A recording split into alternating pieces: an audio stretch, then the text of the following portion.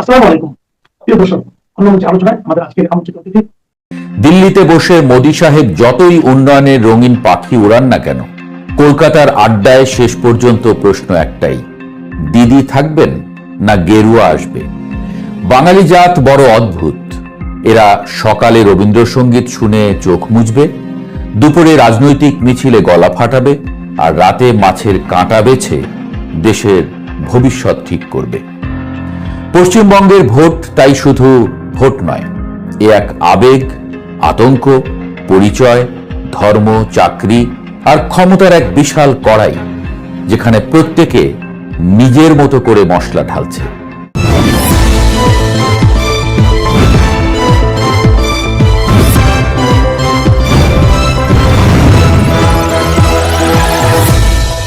এবারের নির্বাচন আরো বেশি নাটকীয়, কারণ মাঠে শুধু দুই দল নেই, আসলে লড়ছে দুই রাজনৈতিক দর্শন।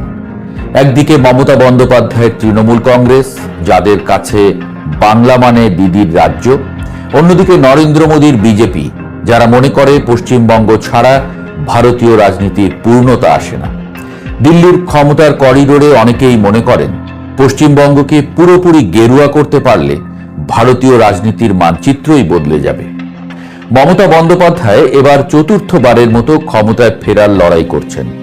তার রাজনৈতিক জীবনটা যেন বাংলা সিনেমার সেই চিরচেনা নায়িকার মতো, সাদা শাড়ি, পায়ে হাওয়াই চটি, মুখে আগুন। আর তার প্রতিপক্ষ শুভেন্দু অধিকারী একসময় তৃণমূলেরই দাপুটে সৈনিক, এখন বিজেপির হয়ে দিদির বিরুদ্ধে তলোয়ার তুলেছেন। বাঙালির রাজনীতিতে বিশ্বাসঘাতকতা নতুন কিছু নয়। এখানে সকালের বিপ্লবী সন্ধ্যায় মন্ত্রী হয়, আবার রাতের মন্ত্রী সকালে বিপ্লবী হয়ে যায়।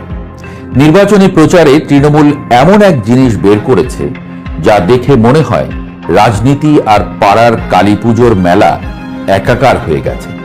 তারা মানুষের হাতে হাতে দিদি বনাম মোদি নামে সাপ লুডুর বোর্ড বিলি করছে।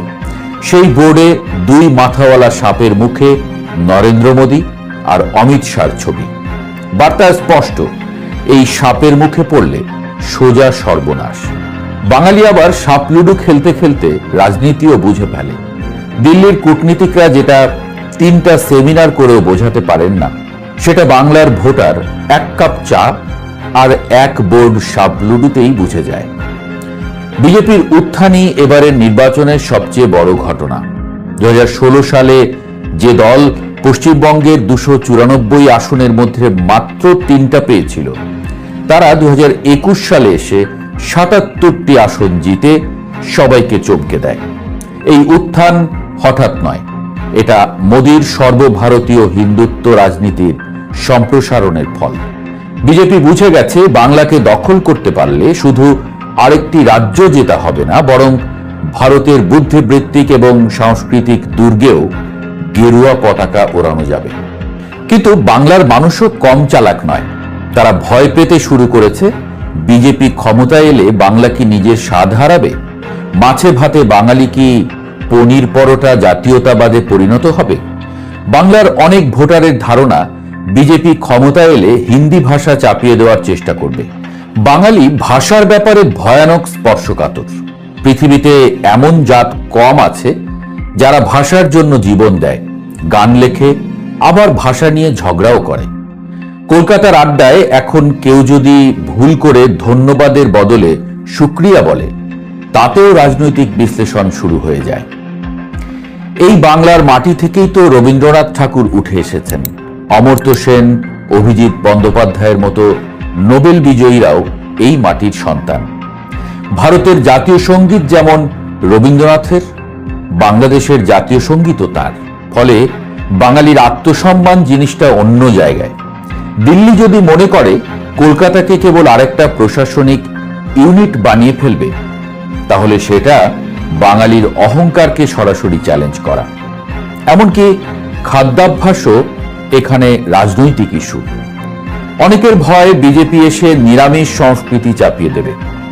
বাঙালির কাছে মাছ শুধু খাবার নয়, এটা ধর্মীয় অনুভূতির কাছাকাছি কিছু।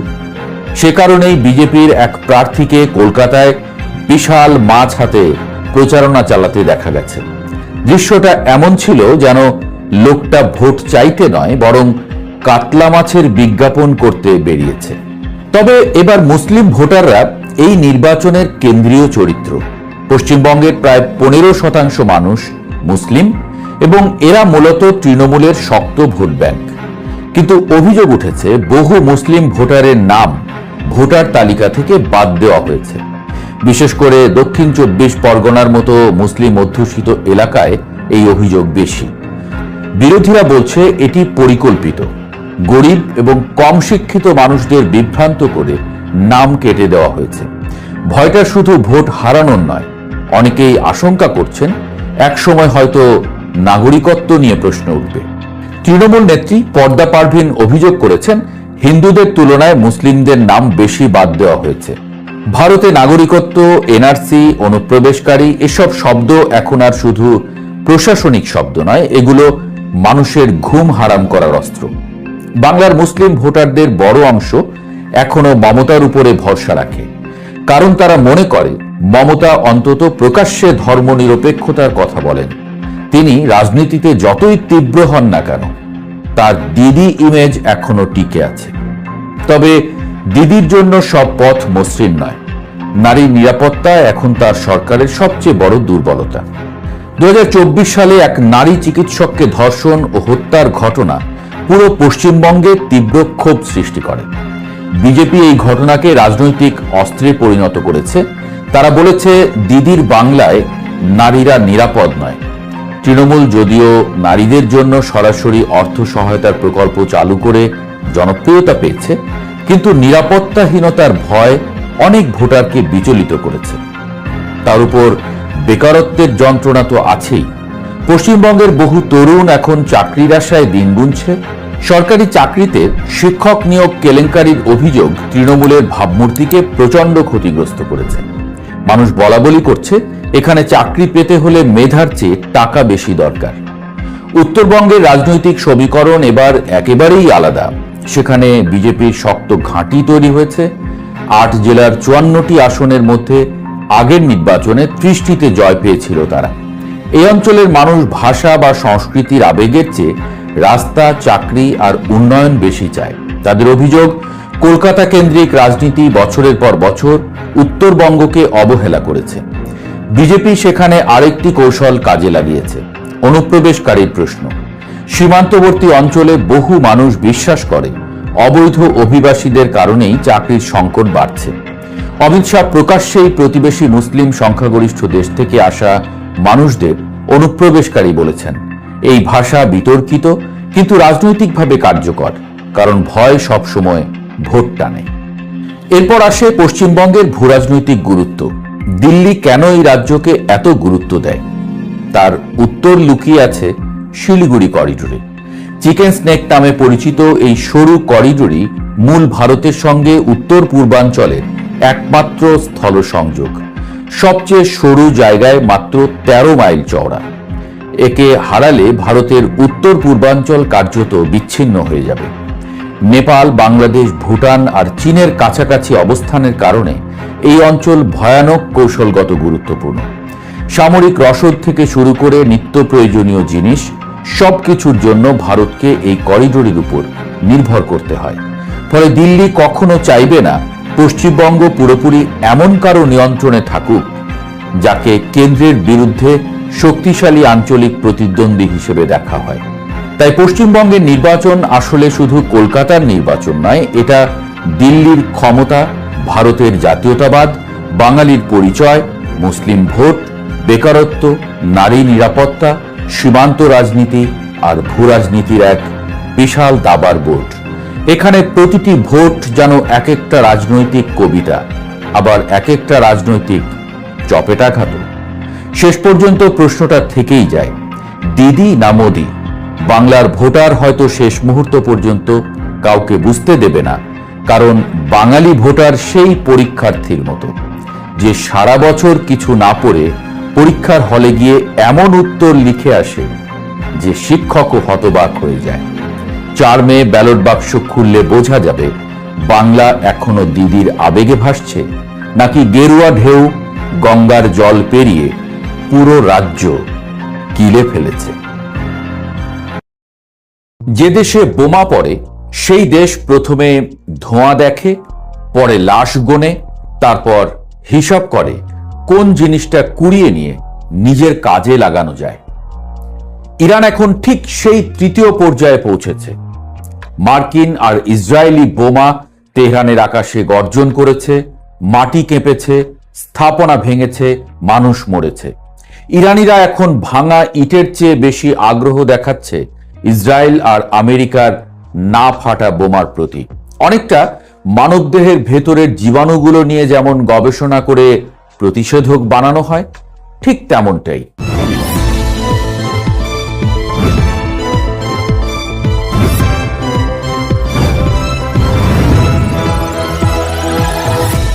ইরানের রাষ্ট্রায়ত্ত সম্প্রচার মাধ্যম প্রেস টিভি 26শে এপ্রিল বেশ গর্বের সঙ্গে ঘোষণা করল, বিপ্লবী গার্ড বাহিনী হরমোজগান প্রদেশে 15টি ভারী মার্কিন ক্ষেপণাস্ত্র সফলভাবে নিষ্ক্রিয় করেছে।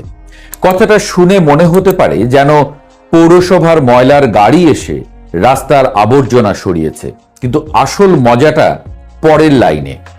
এই ক্ষেপণাস্ত্রগুলো নাকি রিভার্স ইঞ্জিনিয়ারিং এর জন্য গবেষণা ইউনিটে পাঠানো হয়েছে। অর্থাৎ আমেরিকা যেই অস্ত্র বানিয়ে বিলিয়ন ডলার খরচ করেছে, ইরান এখন সেটা টেবিলে শুইয়ে স্ক্রু খুলে খুলে দেখছে ভেতরে কি জিনিস, কোন তার কোথায়, কোন সেন্সর কিভাবে কাজ করে। এর মধ্যে সবচেয়ে চমকপ্রদ দাবি হলো ইরানের হাতে নাকি একটা GBU-57 বাংকার বাস্টার বোমাও এসেছে। এই জিনিসটা এমন বোমা যাকে সাধারণ ভাষায় বলা যায় মাটির নিচের কেয়ামত। ওজন 13,000 কেজির কাছাকাছি। আগে মাটি ভেদ করে, তারপর বিস্ফোরিত হয়। 60 ফুট কংক্রিট কিংবা 200 ফুট মাটি ভেদ করতে পারে। পৃথিবীর খুব কম জিনিস আছে যেটা দেখে সামরিক প্রকৌশলীরা একসঙ্গে ভয়ও পায়, আবার প্রেমেও পড়ে। GBU-57 ঠিক সেই জাতের বস্তু। আর ইরান যদি সত্যিই এর একটা অবিস্ফোরিত নমুনা হাতে পেয়ে থাকে, তাহলে তারা এখন শিশুর মতো উৎসাহে সেটার পেট কেটে দেখছে ভেতরে আমেরিকার প্রযুক্তির কোন জাদু লুকানো আছে। রিভার্স ইঞ্জিনিয়ারিং মানে জিনিসটা আসলে পুরনো দিনের নকল করে শেখার মতো।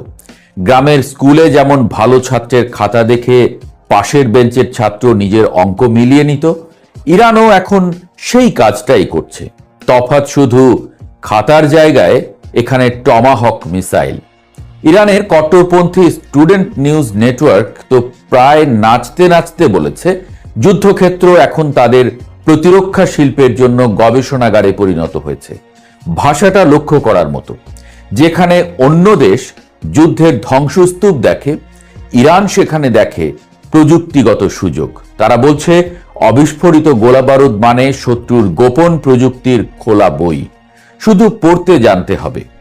পশ্চিমা বিশ্লেষকদের উদ্ধৃতি দিয়ে ইরানি গণমাধ্যম বলছে, আমেরিকা আর ইসরায়েলের বাস্তব উদ্বেগ হচ্ছে ইরান তাদের অস্ত্রের কোড ভেঙে ফেলছে।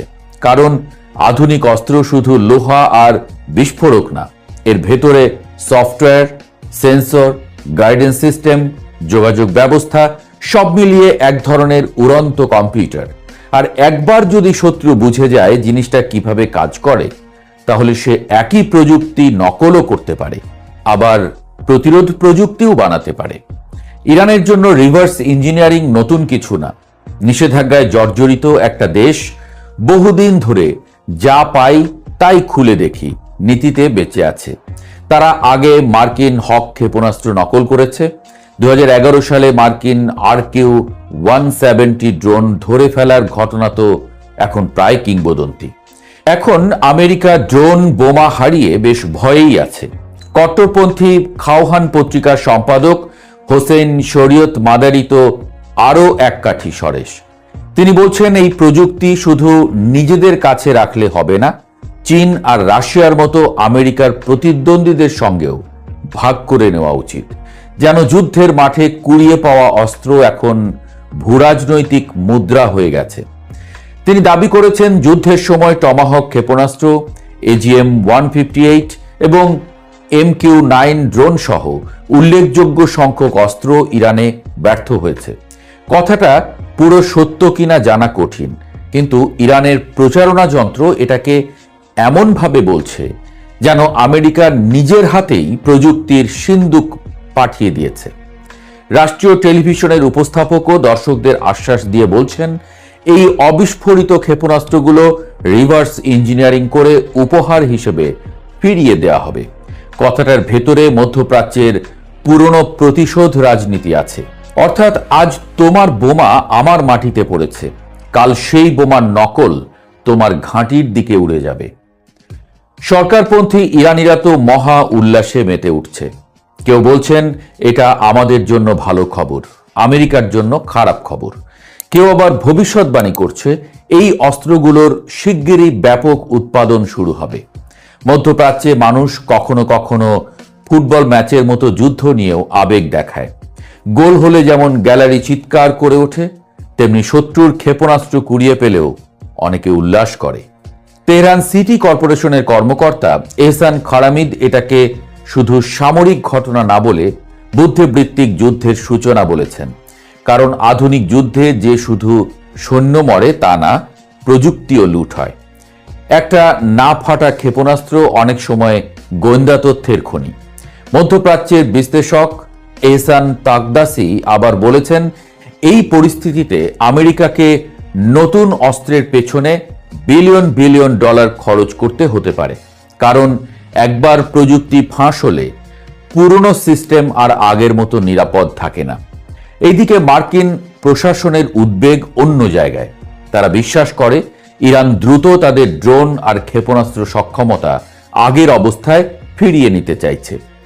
যুদ্ধবিরতির ফাঁকে তেহরান ভূগর্ভে লুকিয়ে রাখা মিসাইল, ধ্বংসস্তূপের নিচে চাপা পড়া লঞ্চার আর গোলাবারুদ উদ্ধারে জোর দিয়েছে, যেন যুদ্ধ থেমেছে কিন্তু গ্যারেজে মেকানিকের কাজ বন্ধ হয়নি। ওয়াশিংটনের আশঙ্কা হলো ট্রাম্প যদি আবার সামরিক অভিযান শুরু করেন তাহলে ইরান যেন দ্রুত পাল্টা আঘাত হানতে পারে সেই প্রস্তুতি নিচ্ছে। তাই ইউএস সেন্ট্রাল কমান্ডের কমান্ডার অ্যাডমিরাল ব্র্যাড কুপার নাকি ট্রাম্পকে নতুন হামলার পরিকল্পনাও দেখিয়েছেন। মার্কিন সংবাদ মাধ্যম বলছে ওভাল অফিসে ৪৫ মিনিটের বৈঠকে সম্ভাব্য চূড়ান্ত হামলা নিয়ে আলোচনা হয়েছে। যুদ্ধবিরতি মানে এখানে শান্তি না, বরং দুই বক্সারের মাঝখানে ঘণ্টা বাজার পরের বিরতি, যেখানে দুজনই কোচের কাছে বসে নতুন ঘুষির পরিকল্পনা করছে। তবে হোয়াইট হাউসের মাথা ব্যথা শুধু ইরান না, চীনও। ট্রাম্পের মে মাসের বেইজিং সফর ঝুলে গেলে আন্তর্জাতিক রাজনীতির অন্য হিসাব বিগড়ে যেতে পারে। আগেও নাকি ইরান যুদ্ধের কারণে এই সফর পিছিয়েছে। ফলে আমেরিকা এখন দুই আগুনের মাঝখানে, একদিকে পারস্য উপসাগর, অন্যদিকে বেইজিং। এর মধ্যে ২৮ ফেব্রুয়ারি থেকে যুক্তরাষ্ট্র ও ইসরায়েল ইরানে বোমাবর্ষণ শুরু করলে তেহরান হরমুজ প্রণালী বন্ধ করে দেয়। ফলে তেলের দাম এমনভাবে লাফ দেয় যেন বাজারে কেউ আগুন লাগিয়ে দিয়েছে।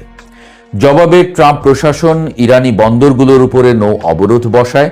সেন্টকমের হিসাব অনুযায়ী অন্তত ৪১টি জাহাজকে প্রণালী পার হতে বাধা দেওয়া হয়েছে।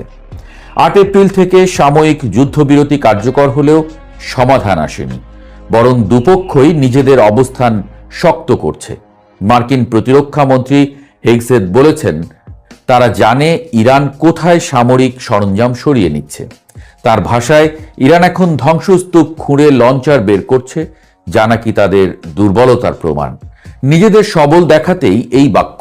হোয়াইট হাউসের মুখপাত্র আনা কেলি আবার ঘোষণা দিয়েছেন, ট্রাম্পের সব লক্ষ্য পূরণ হয়েছে।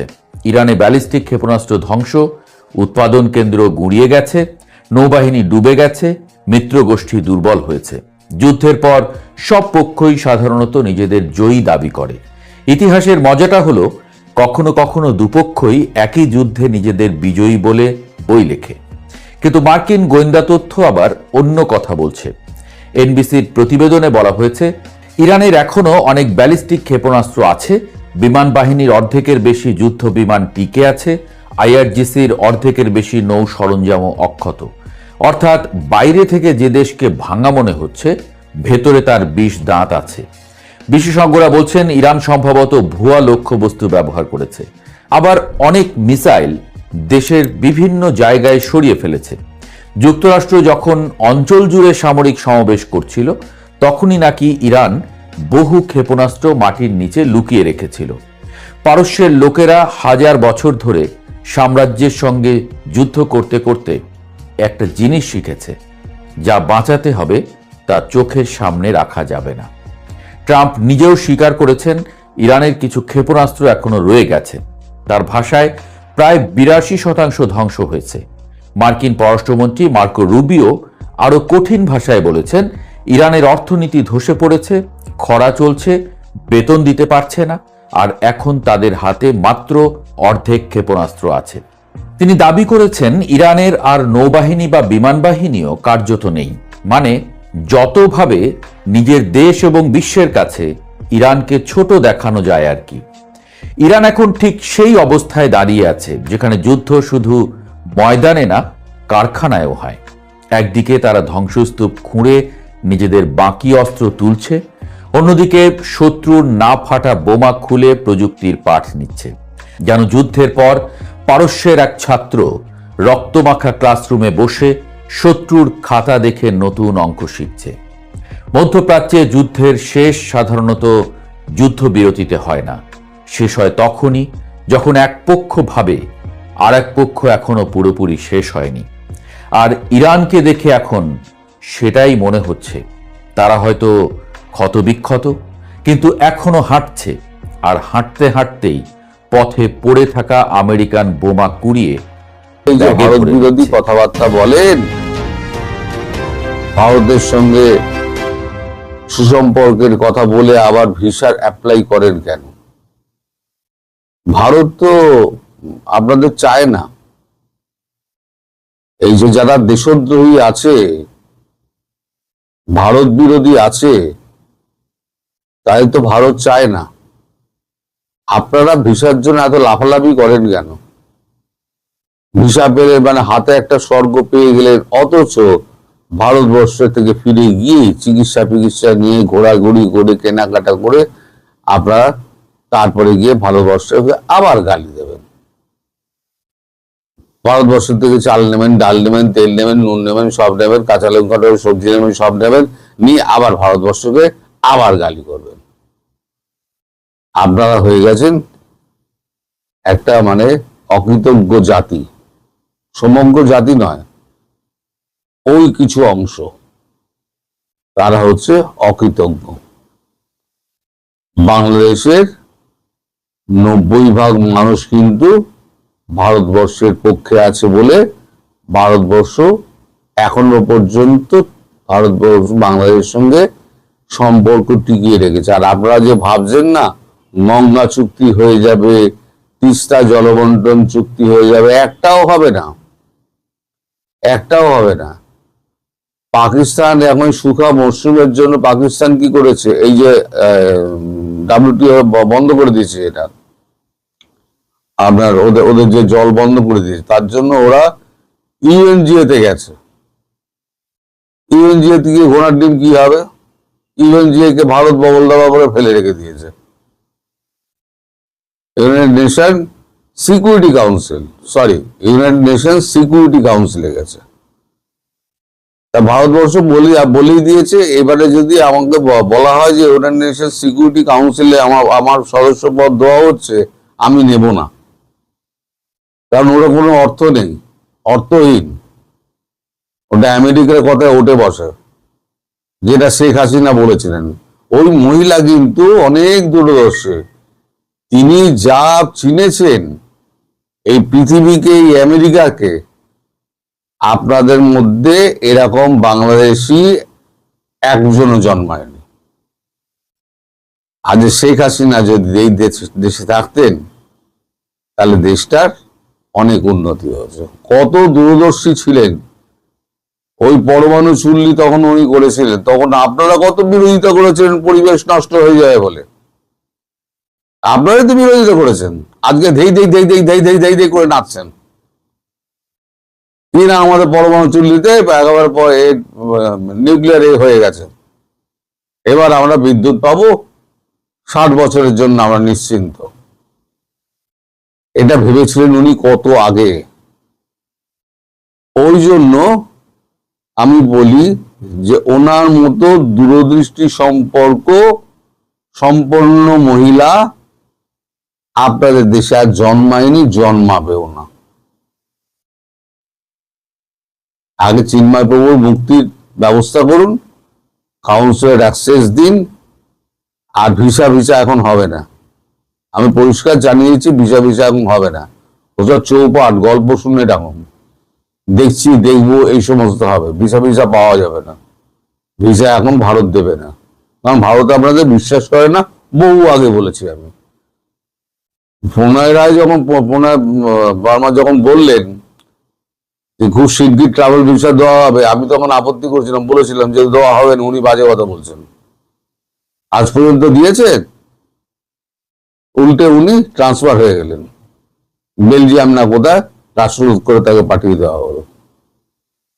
সেখানে আমাদের দীনেশ ত্রিবেদী রাজনৈতিক নেতা, তিনি যাচ্ছেন রাষ্ট্রদূত হয়ে। আপনাদের আর কেউ বিশ্বাস করে না, অন্তত ভারতবাসী তো বিশ্বাস করেই না। আপনারা যারা দেশদ্রোহী আছেন তাদেরকে বিশ্বাস করে না।